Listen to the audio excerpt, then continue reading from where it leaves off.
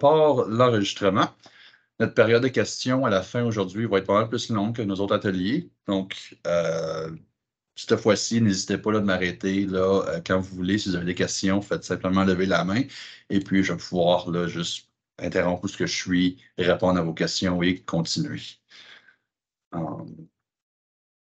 Tammy, il y a des bonnes chances qu'il faut que tu sois connecté avec ton compte du collège pour pouvoir modifier le fichier de présence. Donc, assure-toi là, en haut à droite, là, ton icône de profil, quand tu es connecté dans un Google, que c'est bel et bien ton compte du collège. Donc là-dessus, on part. Donc, on va tout de suite aller dans le cité. Donc, je vous partage mon écran. Et puis, simplement me confirmer un petit thumbs up ou juste un OK. Est-ce que vous voyez bien mon partage? Good, merci.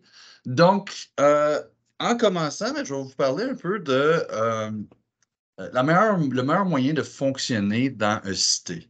Donc, quand on se prépare dans nos cours, on veut vraiment là, créer comme tous les préalables avant d'aller créer les différentes activités qu'on veut faire.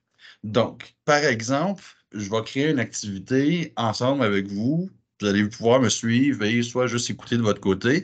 Je veux créer un endroit, une case de pigeonnier pour un travail d'équipe. Mais avant de juste aller créer ma case de pigeonnier, on a toujours une coupe de préalables à faire en avance. Donc, en premier, les premières choses à vérifier, c'est les équipes en tant que telles.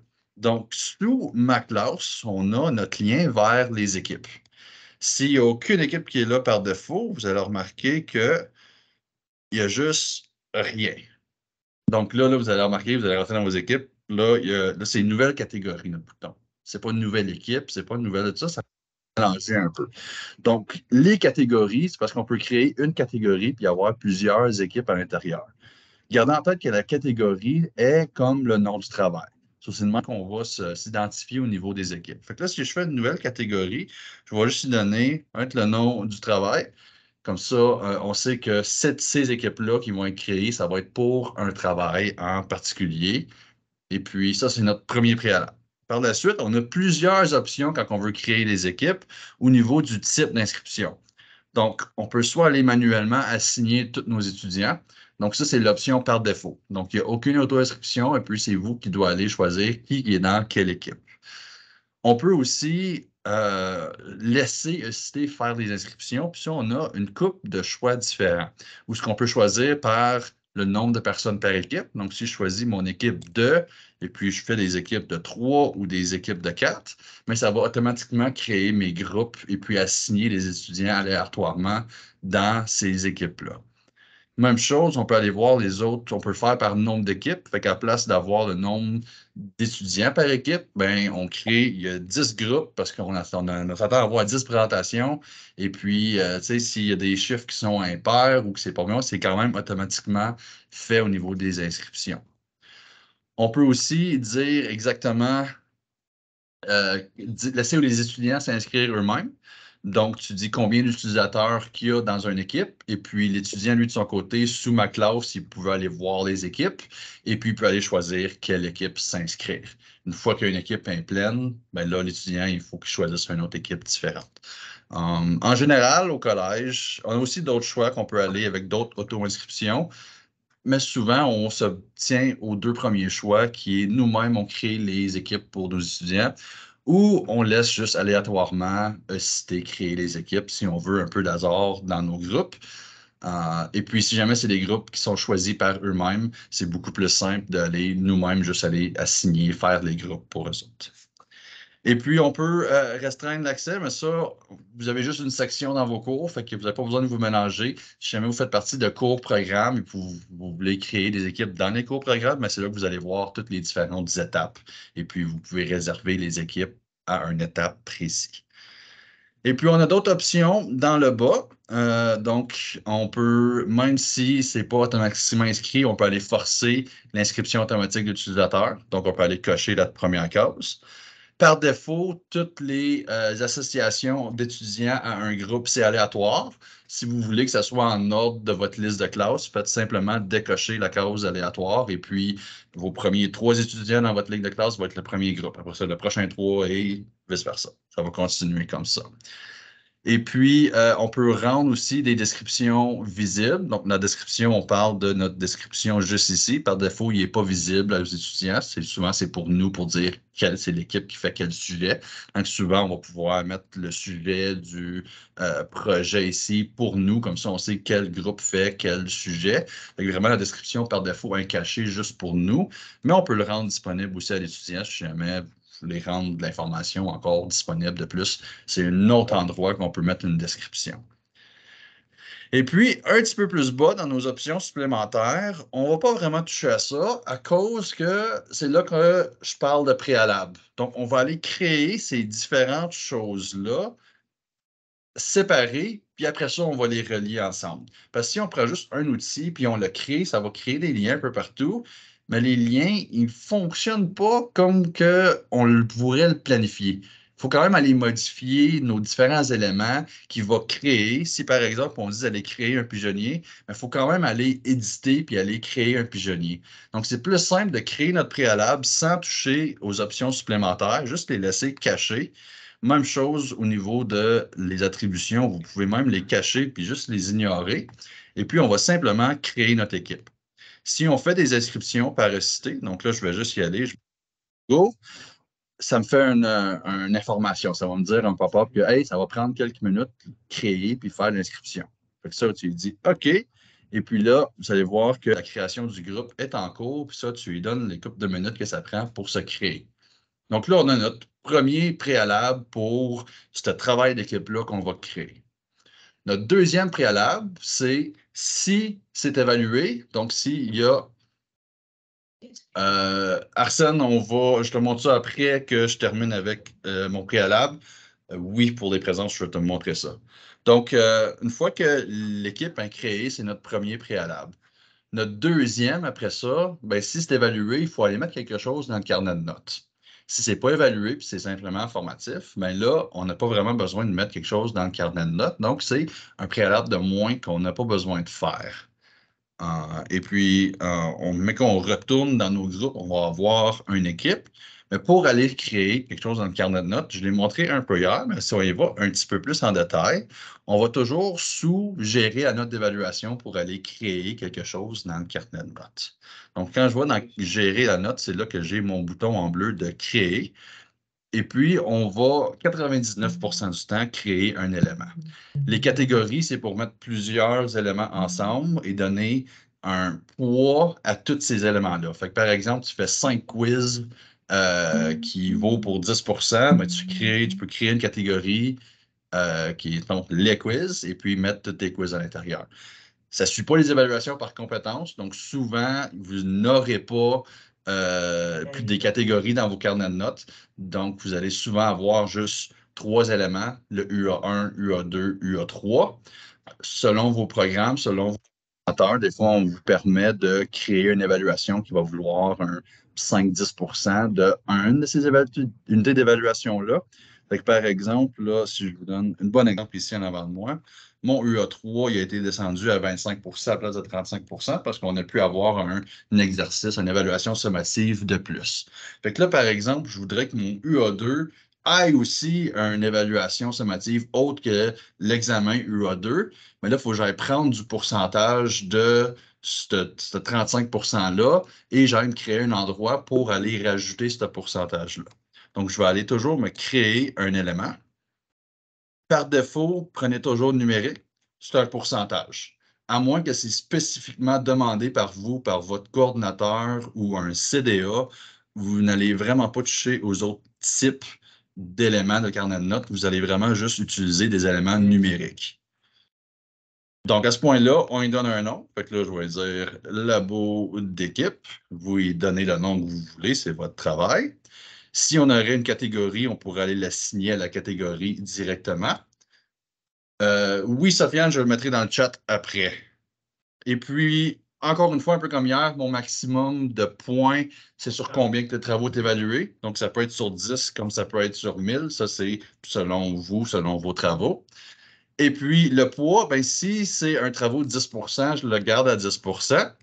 Et puis, on peut juste simplement laisser le restant comme ça. On peut aller aussi inclure une grille d'évaluation directement à un élément dans le carnet de notes. Ça, on l'utilise surtout quand on veut créer un questionnaire. Parce qu'on ne peut pas assigner une grille d'évaluation à un questionnaire directement. Il faut l'assigner au carnet de notes pour un questionnaire. Pour un pigeonnier, qu'est-ce qu'on fait, par exemple? On peut l'assigner directement au pigeonnier. Puis ça, on va y arriver. Fait que pour le carnet de notes, habituellement, on n'inclut pas de grille d'évaluation, à moins que vous utilisez une grille d'évaluation pour évaluer un questionnaire. Si c'est l'autre style d'évaluation, vous n'avez pas besoin de le lier ensemble. Et puis, on a les affichages, la vue par défaut qu'on donne aux étudiants. C'est une bonne vue, mais vous pouvez aussi afficher à vos étudiants la distribution ou la moyenne du groupe. Fait que vous pouvez montrer une coupe de stats de plus à vos étudiants s'il y en a qui sont curieux. Par défaut, c'est caché. C'est juste nous, comme professeurs, qui peut voir la moyenne puis la distribution des notes. Vous avez des petits rapports que vous pouvez voir là, avec des stats. Et puis, ben, on enregistre. Une fois qu'on enregistre, ben là, on a notre fameuse erreur.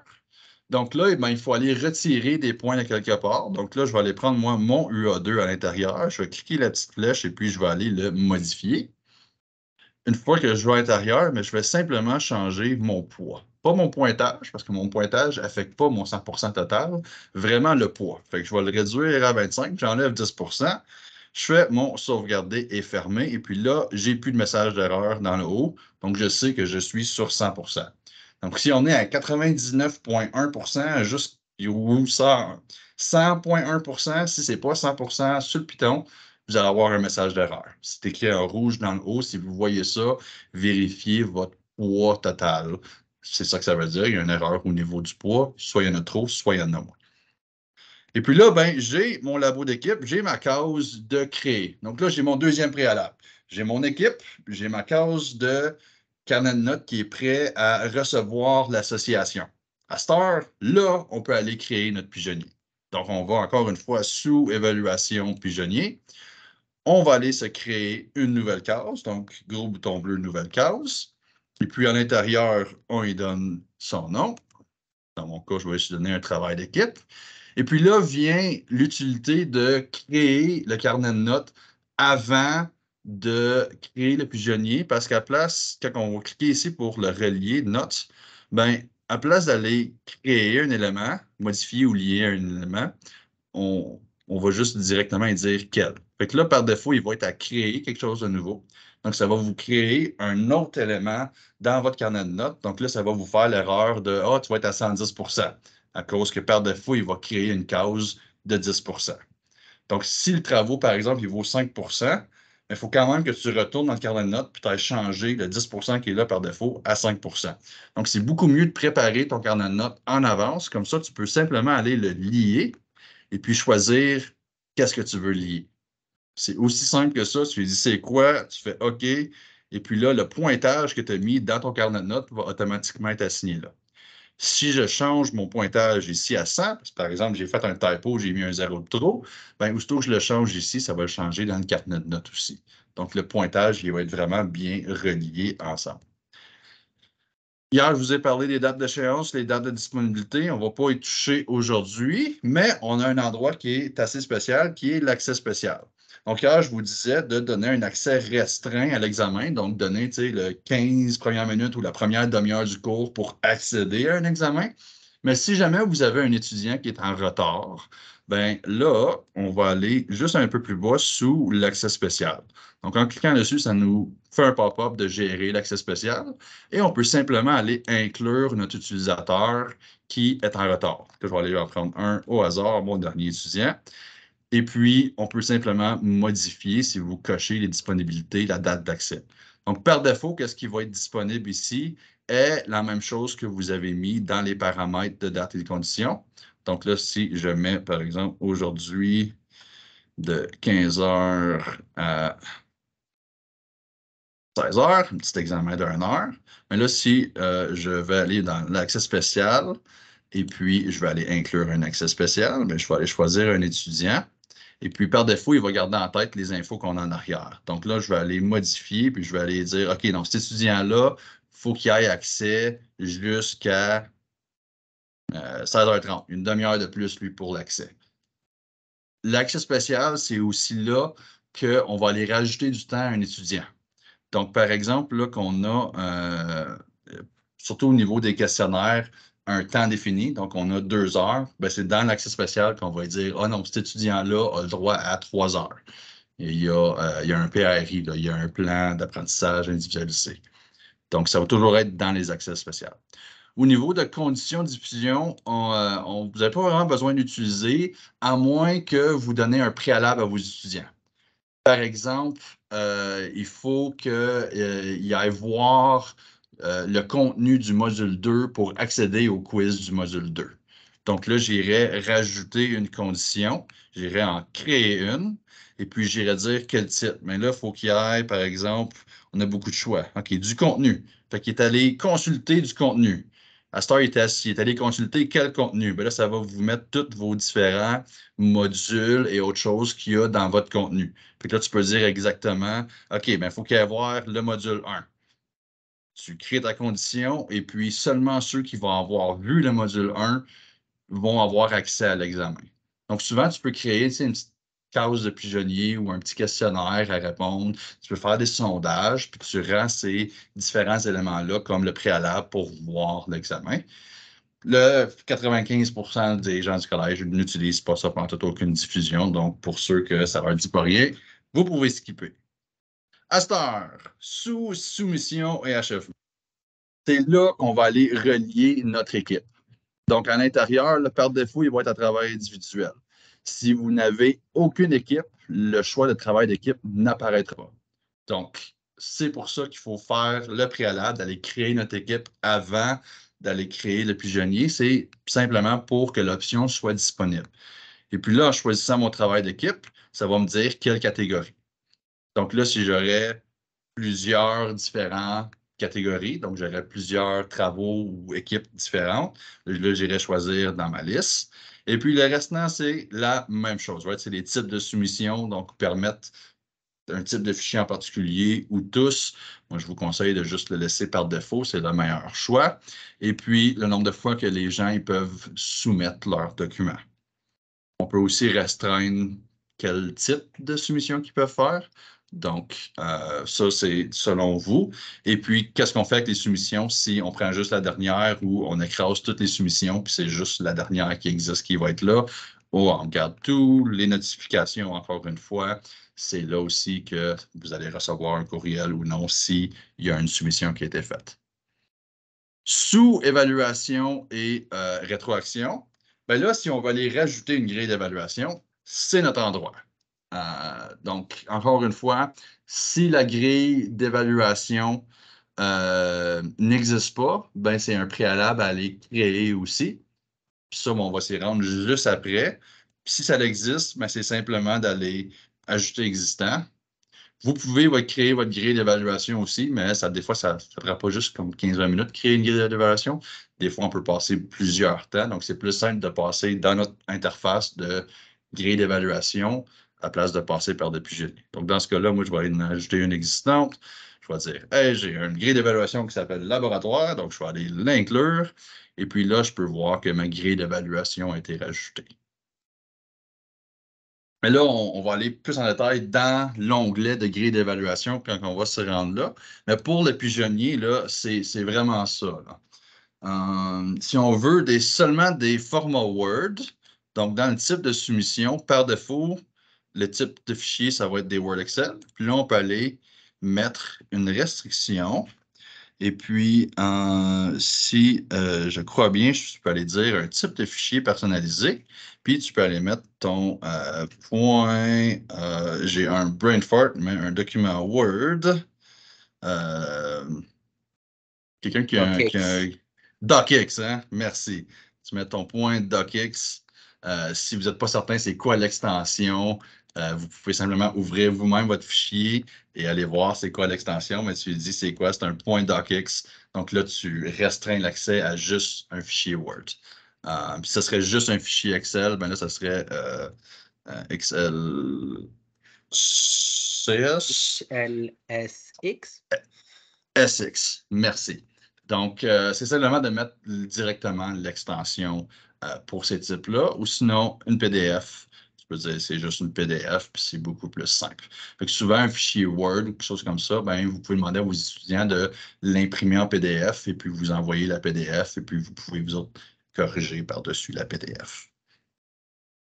Donc, vraiment, c'est ça nos paramètres de configuration.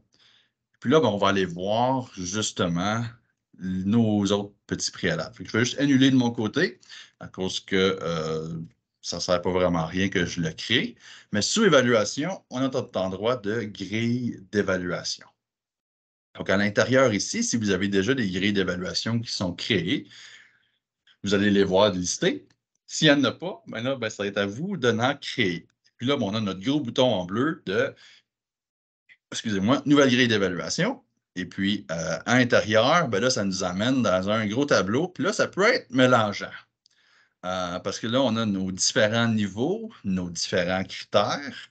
Donc, on peut mettre nos différents critères comme, oh, je parle du concept. Après ça, ben, tu sais, disons que niveau 4, c'est, il a tout compris. Là, c'est juste comme ces grosses lignes de votre grille d'évaluation. Vous pouvez toujours aller mettre une rétroaction spécifique à chacun des éléments pour chacun de vos étudiants une fois que vous faites la correction dans un pigeonnier. Mais ça, c'est juste les différents niveaux. C'est ça la grille par défaut qui est là. C'est un type analytique. Il y a aussi un type de grille d'évaluation qui est global. Donc, si je change le type au complet, mais ça, là, c'est vraiment là, juste une grosse ligne du travail de si c'est pas analytique pantoute. Donc, si jamais vous faites des travaux formatifs et vous créez des petites grilles d'évaluation, je vous conseille de créer des grilles d'évaluation globales. C'est un niveau, un critère, c'est pour le travail au complet. C'est une grille d'évaluation qui est beaucoup plus simple. Si vous voulez, par exemple, bien prendre votre temps et avoir une grille d'évaluation bien détaillée, ben, c'est là qu'on va aller créer nos critères. Et puis là, ben, si vous avez là, 15 critères différents que vous évaluez sur 100 points, ben là, c'est simplement d'aller rajouter un critère. À ce point-là, on peut aller modifier combien de points chacun des critères il vaut. Donc, je peux aller ici mettre 10 points pour ce premier concept-là. Mais là, il me semble que mon pointage, il ne fit pas bien. Les critères, il me semble, mon premier critère devrait être sur 10, mon deuxième critère devrait être sur 3, mon troisième critère, c'est un autre 7 points. Ben là, il faut aller créer des différents groupes de critères. Donc, on va aller ajouter un autre groupe et puis là, ben, on peut aller mettre du pointage différent. Donc, on aurait là notre premier critère qui a son pointage spécifique, notre deuxième critère qui a son pointage spécifique. Comme ça, vous pouvez avoir du pointage différent pour chacun de vos critères. Parce qu'on sait, si en français, si vous évaluez la grammaire, l'orthographe, toutes les différentes choses, ben, ce n'est pas nécessairement tout 10 points qui est évalué pour chacun des critères différents. Ça peut être 5 points d'un bord, 3 de l'autre, 2, 1, 7 points là. Donc là, il faut vraiment aller créer des différents groupes de critères et puis compléter notre grille d'évaluation. Si vous avez déjà des grilles d'évaluation qui existent et puis qui sont déjà en utilisation, donc c'est déjà associé à un pigeonnier ou c'est déjà associé à un carnet de notes, ben, on ne peut pas juste le modifier. Il faut enlever l'association avant de le modifier puis le réassocier. Ou, encore plus simple, on va aller créer une copie. Donc, en cliquant la petite flèche à côté d'un grille d'évaluation qui est déjà utilisé, la manière qu'on sait qu'il est utilisé, il y a un petit cadenas à côté. Ça veut dire qu'il est utilisé, donc il est non modifiable. Je vais simplement faire la petite flèche, et puis je vais faire une copie. Et puis là, à ce point-là, ça va me dire copie de le nom de votre grille d'évaluation. Là, je peux aller le modifier. Fait que là, à l'intérieur, je peux aller voir, j'ai mes différents pointages. Et puis là, ben là, je peux aller faire mes modifications. Et puis, ben là, si je veux aller le réassigner, ben là, je vais retourner dans mes pigeonniers. Et puis, je vais aller prendre ma case qu'on a besoin d'un laboratoire. Fait que là, par exemple, ici, je vais aller modifier ma case de pigeonnier. Et puis, dans évaluation rétroaction, ben, au niveau de ma grille d'évaluation, je vais aller rajouter ma nouvelle grille. Et puis, je vais simplement aller cliquer le petit X à côté de mon ancienne grille. Excusez-moi, je vais juste mettre le sans titre. There we go. Et puis là, on a nos deux grilles. J'enlève l'ancien. Oui, retrait. Là, je ne le ferai pas parce qu'il y a des notes dedans. Et puis, vous allez juste avoir votre grille d'évaluation, votre bonne qui a été modifiée dedans à l'intérieur. Donc, avant que je continue, on va juste checker vite fait le chat. Le lien pour les présences de Arsène, donc sous ma classe présence est juste ici. Et puis, Simon? oui. Non, excuse-moi, on ne s'est pas bien compris. Je parlais de la présence au meeting. Quelqu'un l'a publié là, c'est bon. Pour les présences pour l'atelier. Oui, c'est ça. Super. Merci Bernard qui l'a envoyé. Super. Sofiane, accéder à la session d'hier. Je vais t'envoyer le lien après la rencontre. Mariette, j'ai répondu. Et puis, Bernard, copier-coller un carnet de notes de mon groupe. Oui, tu peux copier. Mais c'est pas vraiment copier-coller. On va utiliser notre outil de modificateur de cours. Donc, je vais aller le faire. J'irai, moi, remodifier mon cours. Donc, je vais aller dans mon cours qui commence la semaine prochaine. Donc, je vais aller dans mon cours de AV23. Et puis là, je vais aller prendre du contenu de mon cours que j'ai enseigné pendant l'été. Et puis, comme par exemple, j'ai besoin d'un élément de carnet de notes. Hein, pas nécessairement tout mon carnet de notes, mais j'ai besoin d'au moins une chose. Donc là, je vais aller dans mon modificateur de cours, sous notre outil de importer, exporter ou copier des composantes. Par la suite, je vais aller faire une recherche d'un offre. Donc ça, il faut que vous connaissiez vos codes de cours. Donc dans mon cas ici, moi, je vais aller prendre ma code de cours de la session dernière. Donc, juste la code de cours principale et puis la session que vous voulez le pogner. Si vous avez déjà enseigné le cours, vous allez avoir accès. Si vous n'avez pas accès ou c'est le cours d'un autre prof, là, il faut malheureusement que vous fassiez une demande Alfred pour ceci. Donc là, je vais rechercher, je vais prendre mon cours de la session passée et puis je vous donne le même avertissement qu'hier. Ne faites jamais une copie intégrale du cours. Hein. L'attention, il est en gros, il est là pour justement que vous ne cliquez pas sur ce bouton-là. Parce que ça va faire une copie complète de votre cours. Et puis, vous allez vous retrouver avec des doublons, puis vous avez besoin de faire du ménage dans vos cours, supprimer beaucoup de stuff. Donc, faites pas ça. Allez simplement aller choisir une composante. Dans ce cas-là, on va aller choisir quelque chose du carnet de notes. Donc, encore une fois, je ne vais jamais copier tout d'un coup. Je vais toujours choisir qu'est-ce que je veux copier. Même si vous savez là, exactement qu'est-ce qu'il y a dans le carnet de notes, c'est ça que vous avez besoin, c'est tous les éléments, allez sélectionner pareil, juste pour confirmer avant d'importer que c'est bel et bien ça que vous allez importer. Parce que si on fait juste copier-go, les fichiers de cours, copier-go, bien là, on copie tout, puis on n'a pas un moyen de confirmer avant de dire go, vas-y, copie, que c'est bel et bien ça que vous voulez. Donc, dans ce cas-là, je vais dans mon carnet de notes, je vais sélectionner, je fais continuer, et puis là, à l'intérieur, j'ai mes différents éléments, même celui qu'on vient juste de créer dans notre exercice un petit peu plus tôt. Et puis là, je peux simplement aller choisir tout ce que j'ai besoin. Votre progrès savoir devrait déjà être là, fait qu'on n'a pas besoin de l'importer. Et puis là, on fait simplement continuer. Puis là, vous allez voir là, exactement ce que ça va faire si on a des doublons. Donc là, je fais tout importer. Vous allez voir, ça ne prend pas tant de temps que ça. Si je vais juste cliquer dans le carnet de notes, probablement qu'il va déjà être complété. Et puis là, vous pouvez voir, là, je suis rendu à 180% à place de 100%. Donc là, il faut que j'aille faire le ménage à l'intérieur de mon carnet de notes à cause que j'ai trop de pointage. Encore une fois, mon ménage, on le fait sous gérer la note. Et puis là, à l'intérieur, je peux voir. Il y en a qui sont associés. Donc, mes éléments différents de carnet de notes qui sont associés, je ne peux pas les modifier avant d'enlever l'association. Donc là, il faut faire, j'aille de pigeonnier en pigeonnier, puis dans l'endroit où c'est écrit notes. Fait que là, par exemple, si je prends mon évaluation sommative 1, je vais aller dans pigeonnier, évaluation sommative 1, je vais aller le modifier.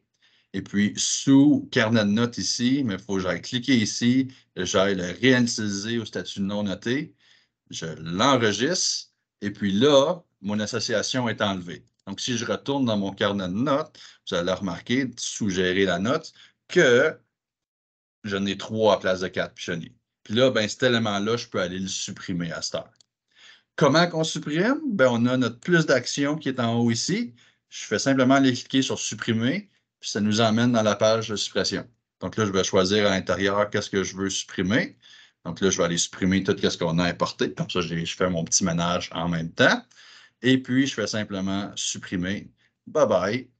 Et puis là, ben, on se retrouve où ce qu'on était avant. Donc, avant de continuer, Lionel, vas-y avec ta question. Oui, merci. Pour gérer l'accès dans le pigeonnier, tu mettais là, date de départ, date de fin, puis là, ben, les étudiants ils ont accès dans le total des heures. Moi, est-ce que c'est possible d'ajouter une date d'échéance, l'onglet de date d'échéance? Donc, à ce moment-là, ta date d'échéance prend vraiment fin à l'heure que tu veux qu'elle prenne fin. Puis si l'étudiant arrive en retard, ben, il y a juste moins de temps à faire son examen. Toi, au niveau d'un pigeonnier ou d'un questionnaire? Ben, un ou l'autre, c'est la même chose. Un ou l'autre. Si on retourne dans nos accès, donc dans nos dates de conditions de disponibilité, c'est ça. Notre date de début puis de fin, c'est ça qui nous dit exactement c'est quand que le temps d'accès y est. Exact. Donc, si tu mets 13h à 16h, ben c'est 13h à 16h. La date d'échéance, c'est vraiment juste une notification à l'étudiant que c'est dû. Ça ne va pas faire aucun accès. C'est juste ta date de début puis de fin qui va gérer l'accès à l'endroit. Donc, si tu mets ça finit à 16h, ben ça finit à 16h pour tout le monde. Même si tu soumettrais une date d'échéance qui est 3 semaines plus tard, ben c'est à cette journée-là, à 16h, que tu mets dans ta date de fin que l'accès termine. OK, parfait, merci. Super. Je suis filé dans le bas de mon partage d'écran ou c'est juste Eric qui me voit comme ça? C'est parce qu'on a un commentaire, fond de chambre figé. Est-ce que je suis smooth? correct, Si je bouge, Simon. je suis correct? On est en Ouais, business? c'est correct. OK. Eric, ferme et rejoins la conversation. Ça devrait être juste de ton côté. OK. Donc, si on continue un peu, on a une autre question. Vas-y, Anne.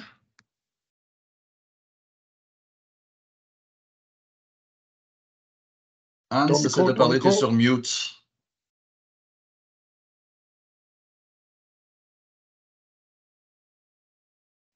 Pardon. There we go. Oui, le grille d'évaluation, dans le dernier colonne de ton exemple, c'était toujours sur 4. Est-ce que c'est possible de le changer comme est-ce que les exemples que j'ai vus, c'est toujours la même note pour chaque section, c'est toujours égaux. Est-ce qu'on Il y a un bon moyen, c'est une bonne question, ça. Donc, quand on crée une grille d'évaluation, comme là, par défaut, il était analytique, point, inversion, on ne touche pas à ça. Mais on peut aller changer la notation ici de notation spéciale par point. Et puis, on peut aller mettre des pointages spécifiques pour chacun des critères. Donc, ça, c'est le deuxième moyen de faire votre grille d'évaluation. À place de créer un nouveau groupe de critères, de la façon que moi j'aime faire, tu peux changer la notation à notation spéciale par point. Puis là, tu peux aller mettre un pointage différent sur chacun des critères. OK, tu n'as pas besoin. Il faut changer le numéro. Il faut changer la notation de point à notation spéciale par point. OK. Et puis la dernière colonne, ça se règle elle-même ou vous allez la changer? Ça ici, techniquement, ça devrait matcher toujours votre première colonne ici. Fait que si je change ici, je crois bien, ça l'a changé ici aussi. Donc, c'est ça. Donc, usually, excusez-moi pour l'anglicisme, habituellement, on met notre pointage total d'un critère dans notre dernier niveau. Et puis après ça, ben, on fait nos différents niveaux là, si jamais on veut le mettre à ce niveau-là. Puis vous pouvez faire ce que vous voulez. Mais le pointage qu'on va modifier, si je mets 15 ici, ça va modifier aussi mon dernier niveau qui est disponible. On peut rajouter des niveaux. Donc, si je clique ici, là, je peux rajouter un autre niveau. Ça peut être 5, 6, je peux en rajouter 7 niveaux différents si jamais vous voulez faire vraiment des grilles d'évaluation. Et puis, ben, c'est juste, ça rend le frame de la grille d'évaluation un peu bizarre, mais c'est possible. OK, parfait, merci. Super. Je retourne dans le chat, participant, on n'a pas de main levée, super. Et puis oui, Maria, tu as dit ça, tu peux rajouter des niveaux, là. Super. Rim, si tu ne vois pas mon partage, je te dirais la même chose que Eric. Ferme la conversation, puis rouvre. C'est la façon ça règle tous les problèmes en informatique quand on redémarre. Mais là, c'est Teams qui a fait du trouble, donc on redémarre Teams, puis juste fermer la rencontre et la rouvrir. OK, donc on a nos calendar notes pas calendar notes, excusez-moi, pigeonnier grille d'évaluation de passé. On a nos travails d'équipe. À cette heure, on va aller se promener un peu dans les questionnaires. Donc, si je me rends encore une fois sous évaluation questionnaire, je vais avoir, là j'ai juste un quiz, donc on va aller faire un nouveau questionnaire. Je vais parler d'autre chose à la place. On va aller un petit peu plus en profondeur que juste le questionnaire. Donc, dans votre interface de questionnaire, vous pouvez remarquer dans le haut, on a 4 tables différentes. On a géré le questionnaire, on a notre bibliothèque de questions, on a des statistiques et puis on a Lockdown Browser qui est là à l'intérieur. Au niveau de la bibliothèque de questions, ben, c'est exactement ce que ça dit. Vous pouvez aller créer toutes vos questions dans une bibliothèque. Donc là, je vous donne un super exemple, ou pas un exemple, mais plutôt un truc. La meilleure façon d'utiliser la bibliothèque de questions, c'est d'aller se créer une section. Donc là, je vais aller me créer une section, je vais le nommer, par exemple, c'est mes questions vraies ou faux. Et puis, on peut empêcher les étudiants de voir le titre de la section. Comme ça, on ne dit pas aux étudiants que c'est toutes tes questions vraies ou faux. Mais pour vous, ça va être vos questions vraies ou faux, on le sait. On peut mettre un petit texte description de qu'est-ce qui inclut cette section-là, quel type de questions. Encore une fois, on peut empêcher les étudiants de voir vos notes à vous que vous mettiez pour vos différentes sections. Et puis, on peut rajouter un autre niveau d'aléatoire pour ces questions-là aussi. Fait que là, je peux dire que toutes les questions que je vais utiliser dans cette section-là sont aléatoires aussi. Mais ça, c'est juste une section. À cette heure, à l'intérieur de la section, donc je vais juste rentrer à l'intérieur, je vais aller faire mes nouvelles questions. Fait que là, je vais aller créer une question vrai ou faux. On va juste faire blablabla, une réponse, go. Je vais aller créer juste une couple de questions vite faites. On va en faire juste une couple, juste pour vous montrer un peu pourquoi que je vous recommande de créer une section. Parce que ce qui est le fun avec une section, c'est qu'on peut créer, par exemple, une trentaine de... Oh, j'ai fait une nouvelle section. Je vais juste aller supprimer ça. Donc, qu'est-ce qui est le fun, c'est qu'on peut aller se créer, par exemple, une 20, trentaine, cinquantaine de questions.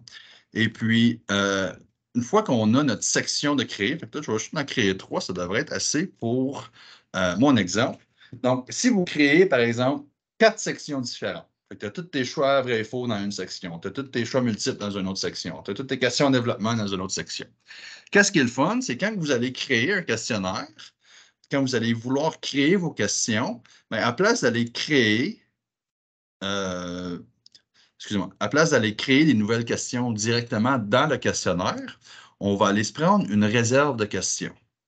Là, en cliquant dessus, ça va nous faire un pop-up ou quelle réserve qu'on choisit. Donc là, je vais aller tout de suite cliquer sur mon bouton de parcourir la bibliothèque de questions. Et puis là, si vous avez toutes vos différentes sections qui sont là à l'intérieur de votre bibliothèque de questions, bien, on va choisir notre première section. Là, je fais importer. Puis là, ça me demande combien de questions tu veux que je prenne de ta bibliothèque. Donc là, si j'aurais 20 questions, ça serait écrit de 20. Là, je n'ai juste 3. Fait que, par exemple, ça va prendre une de mes 3 questions que j'ai créées à l'intérieur. Ou là, ça va prendre 2 de mes 3 questions que j'ai créées à l'intérieur. Donc, si vous avez une bibliothèque de questions qui est complète avec des cinquantaines, centaines de questions séparées en sections, ben là, c'est le fun de créer des examens uniques pour chacun de vos étudiants. Parce que votre examen va simplement être juste une gang de réserves de questions. Fait que là, tu sais, ta première partie, c'est toutes les vrais ou faux, c'est 10 questions d'une banque de 50. Fait que là, chaque étudiant va avoir 10 questions aléatoires de cette banque de 50-là. Comme ça, personne n'a le même examen. Donc, ça, c'est le bon moyen d'utiliser la bibliothèque de questions. C'est pour justement rajouter un niveau de plus aléatoire. Et pas juste ça, ça rend vos examens un petit peu plus dynamiques aussi parce que c'est jamais les mêmes questions qui sont posées à tous vos étudiants. Donc, vous pouvez avoir la même question qui est écrite différemment, mais qui a la même réponse, mais juste posée dans 3 façons différentes, dans une banque de questions de 100. Et puis, ben là, tu dis à tes autoires, ben, tu prends 5 des 100 questions, puis c'est un quiz. Puis là, ben, tu peux prendre cette même banque de questions-là, le réutiliser au quiz 2. Puis là, tu peux prendre cette même banque de questions-là, puis tu prends une coupe de questions aussi qui va être posée à un UA1 ou un UA2. Donc, l'utilité, c'est vraiment de se créer une banque de questions. Puis à place de faire nos questions directement dans l'examen, on fait juste dire dans l'examen de hey, il va prendre tant de nombre d'examens de cette banque-là, tant de nombre de questions de cette banque-là, tant de nombre de questions de cette banque-là. Comme ça, ben, tu crées vraiment des évaluations qui sont uniques pour chacun de tes étudiants. L'autre chose au niveau des questionnaires, on a des stats. Donc, si jamais vous voulez voir des stats à propos de vos différents questionnaires, vous pouvez aller voir les stats. Mais l'autre chose qui est très, très, très, très, très utile, c'est Lockdown Browser.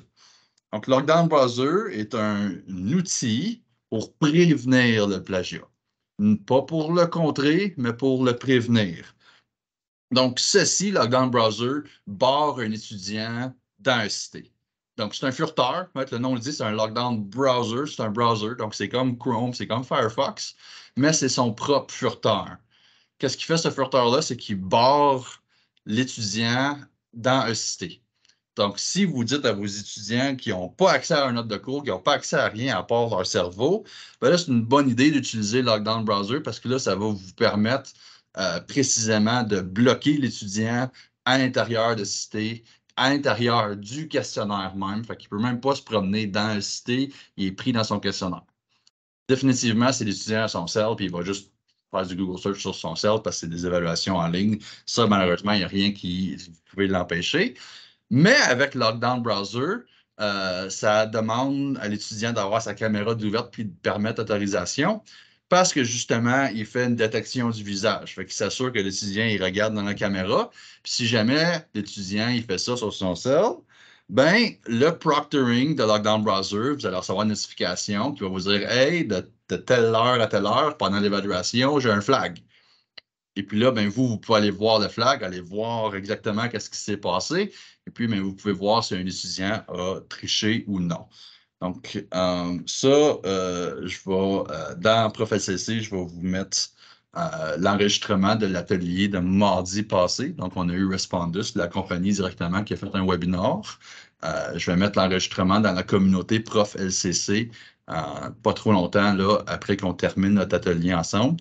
Donc ça, je vous allez l'explorer. C'est un outil qui est très utile. C'est un outil qu'on peut même rajouter encore plus d'exceptions, plus de configurations vraiment en profondeur. Cynthia, la communauté ProfSCC, c'est un Teams. Puis ça, je pense, qu'est-ce que je vais faire, c'est que je vais vous mettre le lien directement. Je crois que je peux mettre le lien directement ici dans le chat pour aller rejoindre l'équipe. Donnez-moi juste un instant. Obtenir un lien vers l'équipe. Et puis, quand que je parle de communauté ProfSCC, je parle de ceci. Donc, allez cliquer sur le lien pour ceux qui ne sont pas dans le Teams. C'est une équipe là, avec quasiment tous les profs du collège sont à l'intérieur. Il y a beaucoup de nouvelles, il y a beaucoup de choses qui se passent là. Et puis, c'est un endroit que vous pouvez demander de l'aide de vos collègues aussi. Pas nécessairement de l'aide technique, mais des conseils pédagogiques ou des trucs, des choses que vous découvrez que vous voulez partager. C'est la communauté de profs à l'intérieur de ça. Donc, juste avant de continuer, questionnaire, question. On a pas mal tout vu au cas avancé. Donc là, je vous laisse la parole pour questions. Puis ça peut être vraiment n'importe quoi comme question. Là, je vais essayer de vous orienter le mieux possible. Ça peut être cité ou ça peut être autre chose.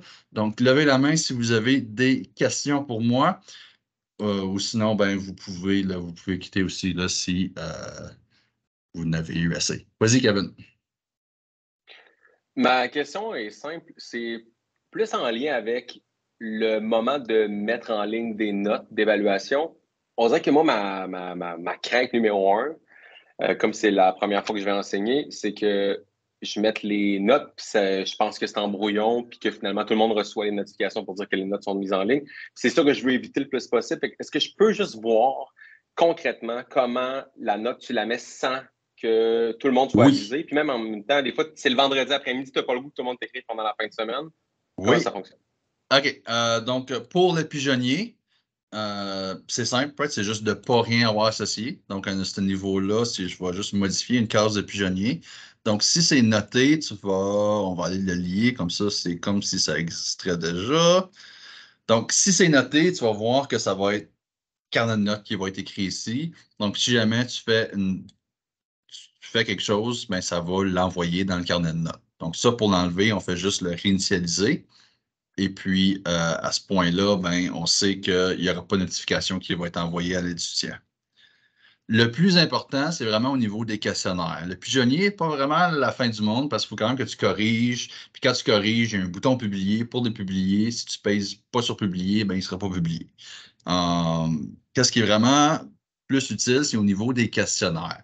Donc, dans les questionnaires, si je vais prendre mon cher quizzer sommatif, dans ma case d'évaluation et rétroaction, s'il est relié au carnet de notes, ben on va aller le relier. On va aller faire ça, tant qu'à y être. Go, boom. OK, donc s'il est relié, là, sous évaluation rétroaction, on a ces 3 cases-là qui sont ici. Et puis, ben, notre premier nous dit exactement c'est quoi. Publier automatiquement les résultats de tentative. Donc, si tu ne veux pas qu'il n'y ait rien qui soit envoyé, tu le gardes décoché. Et puis, une fois que tu as fini de corriger puis réviser, ben là, tu peux retourner dans les paramètres du questionnaire, puis juste aller cocher la case, puis là, ça va publier tous tes résultats. À cette heure, pour que les résultats s'affichent bien dans le carnet de notes, c'est là que notre deuxième case vient en jeu. Donc, la case de synchroniser avec le carnet de notes. Donc, si je publie les notes, mais je ne synchronise pas avec le carnet de notes, il faut que l'étudiant aille dans les questionnaires. Il faut que le questionnaire soit disponible. Donc, il faut que la date de fin soit encore dans une date qui est live. Et puis là, l'étudiant va pouvoir aller voir son résultat. Si on coche la case, mais là, l'étudiant peut simplement passer par son carnet de notes, puis aller voir son résultat. Donc, si on ne coche pas cette case-là, ça peut créer des problèmes d'accès au niveau des étudiants. Donc, habituellement, qu'est-ce que je recommande si tu veux avoir la paix avant de publier tes notes, c'est de synchroniser avec le carnet de notes, mais de ne pas publier les notes. Donc, tu gardes toujours la première case, pas publiée. Comme ça, quand tu es prêt, là, tu vas cocher ta case. Et puis, ton carnet de notes, mais tu sais qu'il va toujours être synchronisé. Donc, à place de voir le résultat dans le carnet de notes, tu vas juste faire un petit icône avec un point d'interrogation dessus jusqu'à temps que la note soit publiée. Une fois qu'elle est publiée, là, la note va bien apparaître. J'ai pas encore mais fini, mettons par que tu fais une mise exemple. en situation, juste avant, parce que là, je ne veux pas qu'on saute. Admettons là, que dans un cours, il y a 2 évaluations. Tu as un quiz suivi de mise en situation sommatique. Puis que tu ne veux pas que les gens aient accès tout de suite à leurs résultats au moment parce qu'il y a aussi une évaluation dans le cours. C'est juste aussi ça, mon autre question. Je fais que si on peut y toucher, j'apprécie. Mais ça va venir au niveau du corrigé. Donc, juste un petit peu plus bas, là, une fois que les résultats sont publiés, tu peux décocher la case, donc un deuxième safety pour dire qu'il n'y a rien par qui va être publié. Donc là, on ne publie pas rien automatiquement. Puis là, en plus, si c'est publié, ben là, on ne publie pas la note de la tentative. Donc, on n'a aucune note. Et notre drop-down qui suit après, c'est le corrigé. Donc, quelle sorte de corrigé tu veux permettre à l'étudiant? Par défaut, il va être à rien, fait qu'il n'y a pas de corrigé rien. Fait que même si tu mets une rétroaction, si tu mets plein d'informations pour les étudiants, puis tu corriges, bien, ce drop-down-là, s'il est à aucune question, bien, l'étudiant, il ne pourra pas aller voir sa rétroaction parce qu'on ne lui permet pas d'aller voir rien. C'est là que les autres choix en bas viennent avec, c'est là qu'on fait notre affichage du corrigé. Right? Donc, est-ce qu'on veut afficher les mauvaises questions avec ou sans les bonnes réponses, ou on affiche toutes les questions au complet avec ou sans les bonnes réponses? Parce qu'oubliez pas que quand on va créer une question, fait que là, par exemple, je vais créer une question dans la réponse courte, on peut aller mettre des résultats qu'on s'attend. Right? Par exemple, là, je pose une question dans le style de quelle compagnie fait des ordi. Puis là, ben, tu sais, je peux mettre Dell et ça. Je peux mettre toutes mes réponses à l'intérieur. Et puis, selon le corrigé, ben là, si je permets d'aller voir les bonnes réponses, ben, tous les mots-clés, toutes les bonnes réponses que vous mettez dans chacune de vos questions, ça va être public à vos étudiants. Donc, ça, à garder en tête aussi si vous voulez publier les bonnes réponses ou non, avec les différents choix de corriger. Donc, 3 fail-safe pour pas que les étudiants aillent si tu veux ralentir leur rétroaction le temps qu'ils fassent une autre évaluation. Puis là, après ça, tu fais le feedback. Puis là, je te dirais, là, décoche tout. Puis comme ça, ils n'ont pas accès là, à aucun feedback jusqu'à temps que c'est toi-même qui va redonner accès en cochant les cases. Super. Anne, vas-y. Oui, juste une question sur les évaluations, les trucs formatifs Oui. que j'ai demandé aux élèves de mettre dans leur pigeonnier. Quelle sorte d'avis est-ce qu'ils vont recevoir ou est-ce qu'il faut dire, parce que des fois, je vois qu'ils ont lu leur rétroaction, puis il y en a d'autres qui n'ont pas lu, puis moi, j'ai passé des heures à les faire. Ouais. Alors, Plusieurs ils moyens. ont besoin d'instructions, peut-être. Oui. Est-ce Ben qu'il y ça, en a- c'est nos chers étudiants qui ne suivent pas leur atelier d'accueil en début de session qui posent ces Oui. questions-là. Là. Donc, c'est montré dans des sessions d'accueil, un peu comme qu'on fait pour un bon départ pour vous, les professeurs. Je fais aussi un volet pour les étudiants pour les 3 prochaines semaines. Donc, comment qu'ils le reçoivent? Ben, vous voyez là, sur ma petite cloche, j'ai un D'accord, alerte oui. qui est là. Fait que là, je sais que j'ai un alerte. Puis là, je peux aller voir c'est quoi l'alerte. Fait que si j'aurais reçu une note, j'aurais un alerte qui me dirait tu as reçu une note pour telle évaluation dans quel cours, avec le nom du cours qui était là. Quand il y avait un L'autre note chose, attaché, il y a une app de téléphone qui s'appelle Pulse, où est-ce qu'on peut se connecter dans un cité. C'est quelque chose que vous pouvez recommander à vos étudiants, c'est d'aller télécharger l'app de cité du collège. Encore une fois, ils peuvent se retrouver ça s'ils vont dans Aide et puis les capsules d'aide de cité étudiants. Ça va leur ramener à cette belle petite page-là, puis aller leur dire d'aller sur les applications mobiles pour Outlook, Pulse et Teams. Pulse est celui que c'est relié à Cité. Donc, quand que vous envoyez une note, envoyez une rétroaction, ça leur envoie une notification sur leur cell comme un texto là, ou comme une application d'app. Ça fait un prou, puis hey, dans tel cours, tu as reçu telle note. Donc, c'est un moyen de plus ça, pour leur donner cette info-là. Vous pouvez aussi utiliser la liste des participants et puis vous terminez de corriger, vous publiez les notes et puis après ça, ben, on fait un courriel à tout le monde. Hey, salut gang, tous les notes sont disponibles.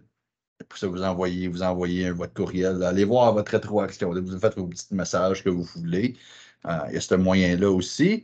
Vous pouvez aussi rajouter une nouvelle dans le cours. Donc, créer une nouvelle et puis dites à vos étudiants hey, salut gang, la correction du A1 est terminée, vous pouvez maintenant aller voir votre rétroaction. Donc, il y a vraiment plus qu'un moyen de communication. Puis, je vous encourage à en utiliser plus qu'un.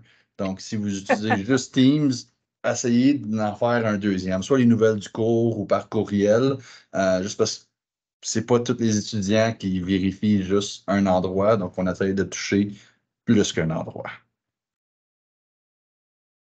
Est-ce que ceci répond à ta question, Anne?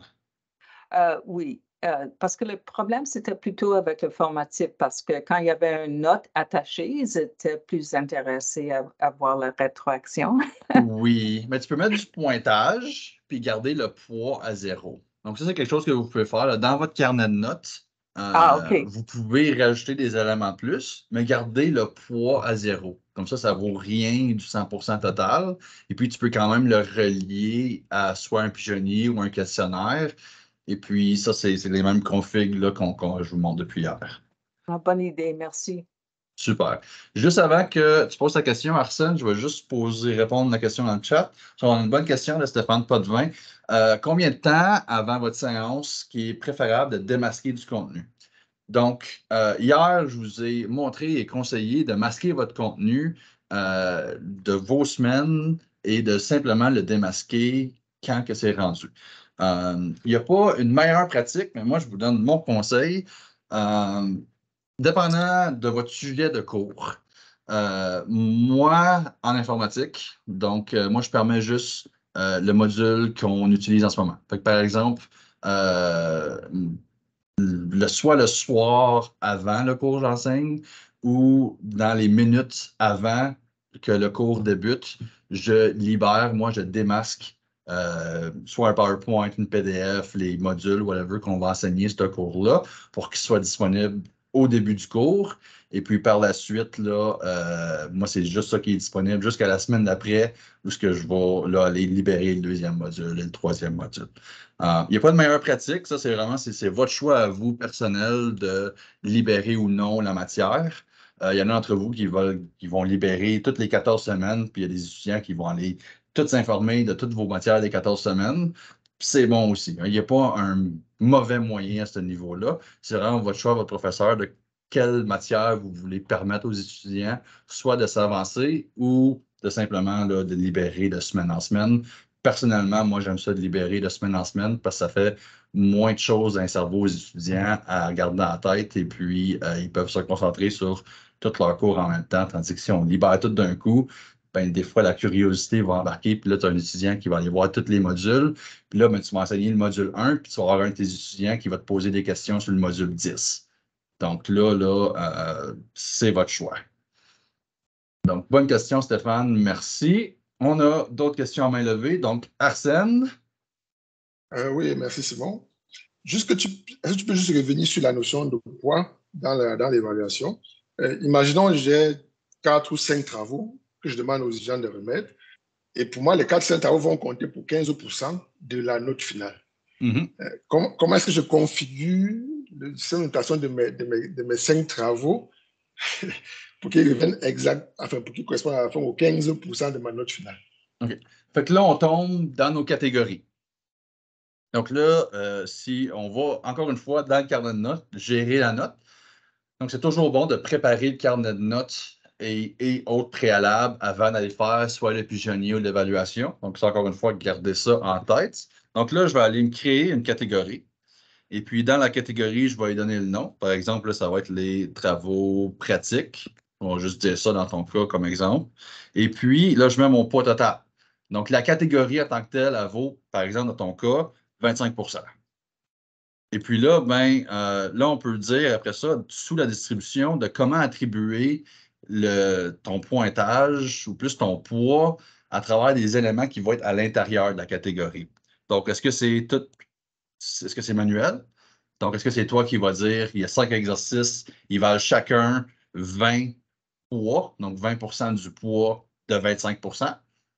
Vous allez voir, c'est un peu funky, mais je vais le faire en même temps, puis ça devrait vous déménager.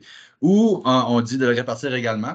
Donc, par exemple, là, on peut lui dire si tu mets 3 ou 12 différents éléments de travaux dans la catégorie, ben, ça va splitter le poids également. Ou on peut aussi dire de le répartir également et d'inclure ou d'exclure la note plus basse ou plus bas. Fait que souvent, plus dans l'ancien temps, excusez-moi de dire ça de même, mais dans le temps avant la pandémie, puis avant l'évaluation par compétences, on pouvait faire des quiz. Je vais leur donner 11 quiz, puis tu prends les 10 meilleurs. C'est un peu ça qui est en tête. Là. Tu peux dire, OK, tu as 5 travaux à remettre, mais on exclut la note la plus basse. Fait que là, ça va être juste les 4 meilleurs de tes 5 ou les 5 meilleurs des 6 qui vont prendre en tête. Mais ça, c'est juste la catégorie. Donc là, je vais juste faire attribuer manuellement. On ne garde pas ça. Je fais sauver. Et puis là, oh non! Là, j'ai 2 erreurs. Je n'ai pas juste une erreur. Donc, j'ai ma note totale qui est sur 125%.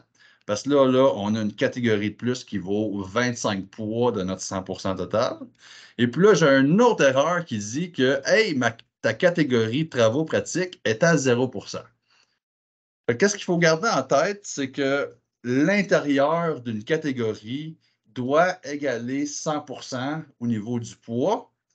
Et puis, ce 100% reflète la catégorie. Fait que là, je vais aller créer, par exemple, un premier exercice, numérique toujours, comme je disais plus tôt. Fait que là, c'est le travail numéro 1. J'ai dit, tu t'en vas dans ma catégorie qui vaut 25%. Et puis là, ben là, si je sais que j'ai 5 exercices qui vaut ce 25%-là, ben là, je dis que ça vaut 20% du 100%. Mais ce 100%-là égale le total de la catégorie.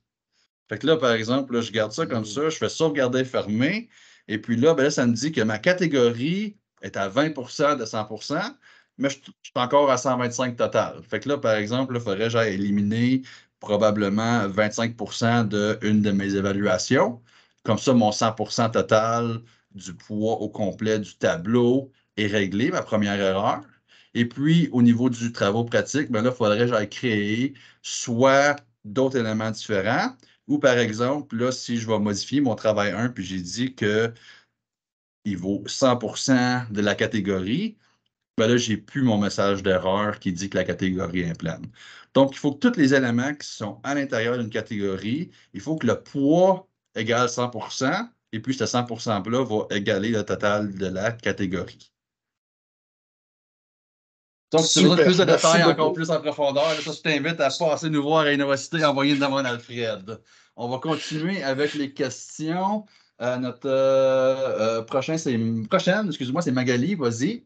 Oui, bonjour, merci. J'étais pas là hier quand vous avez fait des présentations, alors peut-être que je vais répéter encore. J'avais une question sur j'ai deux petites questions en fait, si on a le temps. Une question sur les présences. OK? Quand on prend les présences, moi, j'aimerais ajouter retard. Je ne sais pas si on ouvre les présences. Il n'y a pas un moyen de le faire. Ah, il n'y a je pas peux un tout de suite moyen. vous le dire. Il n'y a pas un moyen de le modifier. C'est malheureux, mais c'est comme ça que ça a été fait. Là. On a juste absent P1, P2, P3. Ah, OK. OK. C'est ça, c'est le barème de présence, puis c'est un barème à travers du collège au complet. Donc, si on le modifie pour un, ça le modifie partout. Puis on ne peut pas faire ça à moins de passer par les comités et tout ça. Un peu tout le background de faire une modification totale. Donc, malheureusement, on ne peut pas. OK, parfait. Ça répond à la première question. Super. La deuxième Prochaine question. Merci, c'est au niveau de quand je fais des équipes, pour travailler ensemble, et puis quand je donne les résultats des équipes, j'ai fini de tout corriger, on dirait que tout le monde peut voir les résultats de tout le monde. Alors, je me demandais si c'était possible que, par exemple, si je donne les résultats de la première équipe, que les autres personnes ne puissent pas voir les résultats. Est-ce qu'il y a un moyen? Ça devrait être comme ça par défaut. OK. C'est peut-être une configuration que tu as faite de ton côté. OK. Ça, je t'inviterais là, à placer devant Alfred, puis ça, c'est un one-on-one avec moi ou quelqu'un de mon équipe pour qu'on vérifie ensemble exactement qu'est-ce qui se passe. Ah, OK, parfait. Merci. Super. À ce temps, notre prochaine question, ça va être Nassim. Mais juste avant qu'on passe à ta question, on va juste checker le chat vite fait. Quelle app à utiliser pour modifier des PDF gratuits? Modifier une PDF gratuit, ça n'existe pas vraiment, mais tu peux probablement utiliser Foxit Reader, la version gratuite pour faire des mini-modifications. Mais des grosses modifications, ça prend un logiciel payant, malheureusement, parce que c'est la raison que les PDF existent, c'est pour pas que ce soit modifié. Donc, ça, là, vérifiez auprès de votre secteur s'ils veulent dépenser de l'argent pour vous acheter une licence de Foxit. C'est grâce qu'on supporte au collège, nous, là, pour la modification de PDF. Tu peux aussi, faire un enregistrer sous dans une PDF et puis aller choisir Word. Ça va le transférer en Word. Mais si c'est comme un formulaire ou autre chose, des fois, ça se transfère mal. Donc, c'est mieux d'avoir le logiciel payant. À Star Karim, c'est obligatoire de prendre des présences. Ce n'est pas obligatoire, mais je vous le recommande fortement. Juste parce que si jamais vous avez des étudiants qui ne respectent pas les consignes de classe ou qui ne respectent pas, ou il est sur le bord de se faire kick out du collège, ou il y a une situation qui arrive, ben là, ils vont vouloir vous demander s'il était présent à ces cours. Donc, c'est la raison pour laquelle je vous conseille de prendre des présences, mais ce n'est pas obligatoire. Quelles sont les apps qui sont intéressantes à ajouter dans Teams? Moi, j'aime ça utiliser Poll Everywhere. Comme ça, je peux faire des petits sondages quand on dit est-ce que vous avez tous compris, puis c'est le silence total, personne ne vous répond. Ben là, c'est le fun de faire des petits sondages. Comme ça, on peut au moins avoir une réponse à ce qu'on pose comme question à nos étudiants. Nassim, vas-y. Oui, ma question est toute simple. Comment je fais pour importer 250 questions en même temps? Le même outil d'importation qu'on a fait, et puis tu vas simplement choisir ta bibliothèque de questions. Donc là, si tu prends ton même outil d'importer-exporter, tu vas choisir son ou tes questions. Je ne sais pas si je Ils sont pas sur EST. C'est la première fois que j'enseigne. Donc, ils sont sur mon ordinateur. Ces questions-là sont quoi, en Word ou... Ouais. Il y en a qui sont en Word, il y en a qui sont en Dans ce CSV, il y en a cas-là, qui sont en TXT. un peu malheureux, mais il faut faire que tu les écris un par un à l'intérieur de ta bibliothèque de questions. Il faut que tu le fasses une fois. Une fois que tu l'as fait une fois, il est à l'intérieur de cité, tu n'as plus besoin de le refaire à nouveau. Donc ça, c'est malheureux, mais oui, il faut que tu prennes le temps, tranquillement pas vite, de créer tes banques de questions d'un bord à l'autre, là. Et puis oui, Eric, on voit les résultats live. OK, merci. Super. Hakim? Et puis par la suite, on a Denis, et puis ça va être ma dernière question pour aujourd'hui. Là, on va Oui. voir. Bonjour à tous, bonjour Simon, merci beaucoup pour ces 3 sessions qui étaient intéressantes. Hier, je n'étais pas présent, j'aimerais bien recevoir le lien. Voilà, c'est juste pour dire au sujet des absences. Et je pense que Teams, il prend, je veux dire, il y a un système qui enregistre les présences des étudiants. Oui. Voilà, donc il n'y a pas de souci. C'est juste pour dire à la dame qui a posé cette question que normalement, il prend directement les présences. Donc, vous n'avez pas besoin je veux dire, de prendre note ou de les enregistrer. Mais ça, c'est pour tout. les cours en ligne. Si vous êtes en présentiel, vous n'utilisez pas Teams en présentiel. Donc, c'est sûr que Oui. c'est mieux de prendre vos présences. Mais oui, là, dans les participants, les 3 petits points en haut à droite, il y a une option qui est télécharger la liste des participants. Et puis là, vous pouvez vraiment télécharger vos présences de votre cours en ligne. Bon point. Merci. Autre chose, Hakim? C'est Super. Et puis, Denis, notre dernière question, vas-y. J'espère qu'elle va être bonne. Écoute, quand on va sur... on peut-tu avoir accès à une banque de questions déjà que d'autres profs ont fait dans le cours? Comment je pourrais, dans le questionnaire, dire, OK, j'aimerais ça aller voir les questions qui ont déjà été posées? Ça, checker avec le cordeau du programme. OK. Le coordinateur a accès à tous les cours du programme et puis il OK. peut aller fouiller, lui, dans les autres cours s'il y a des banques de questions qui existent. OK. Fait que ça va être soit ça ou crée-toi peut-être pas toi, mais demande au cordeau de créer un Teams avec tous les profs à l'intérieur. Un peu comme nous autres, mon cordeau de soutien technique a tous les profs de soutien technique dans un Teams. Et puis, OK. c'est là qu'il met les nouvelles, qu'il met les posts. Puis là, tu peux poser une question comme Hey, avez-vous une bibliothèque de questions? Puis là, il y a peut-être un des profs qui va en avoir une. Et puis là, ben, ça va être à vous de me placer une demande d'accès ou une demande d'importation de contenu par Alfred. Puis, on fait ça ensemble. Merci beaucoup. Super. Merci tout le monde de votre présence, de votre participation. Ce fut un plaisir de vous accueillir à la Cité. Tous les